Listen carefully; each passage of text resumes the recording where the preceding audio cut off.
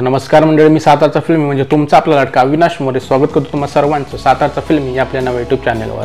तर आजचा विषय असा असणार आहे भावांनो की आपल्या इंडस्ट्रीमध्ये सध्या जोरदार जर चर्चा कोणाची चालू असेल तर ती म्हणजे लोकप्रिय मराठमोळी अभिनेत्री छाया कदम यांची, ज्यांचा नुकताच लापता लेडीज हा सिनेमा येऊन गेला आहे आणि या सिनेमाचं सध्या जोरात कौतुक देखील होत आहे। खास करून छाया कदम आणि त्यांच्या भूमिकेचे आणि त्यांच्या अभिनयाचे सर्वत्र कौतुक होताना दिसत आहे।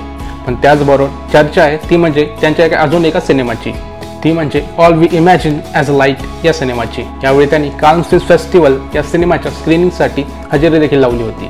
स्क्रीनिंग नंतर त्यांना प्रेक्षकांनी तुफान दाद दिली। छाया कदम यांना प्रेक्षकांनी उभं राहून टाळ्या वाजवून देखील कौतुक केलंय आणि यावेळी हा क्षण अनुभवल्यानंतर त्यांच्या डोळ्यात आलेले आनंदाश्रू हे स्पष्ट दिसत होते। त्यांना मिळालेला स्टँडिंग ओव्हेशनचा व्हिडिओ देखील खूप व्हायरल होतोय। त्यांच्या अभिनयाचे अनेकदा कौतुक होताना दिसते। मडगाव एक्सप्रेस आणि लापता लेडीज हे दोन सिनेमे त्यांचे यावर्षी रिलीज झालेले आहेत आणि या दोन्ही सिनेमात त्यांनी उत्कृष्ट अशी कामगिरी केली आहे। पण कान्स फिल्म फेस्टिवलमध्ये त्यांना मिळालं स्टँडिंग ओव्हेशन पाहून मराठी पाऊल पडते पुढे असं प्रत्येक मराठी माणसाला यावेळी म्हणावेसे वाटेल। एवढी अभिमानास्पद कामगिरी छाया कदम यांनी करून दाखवली आहे।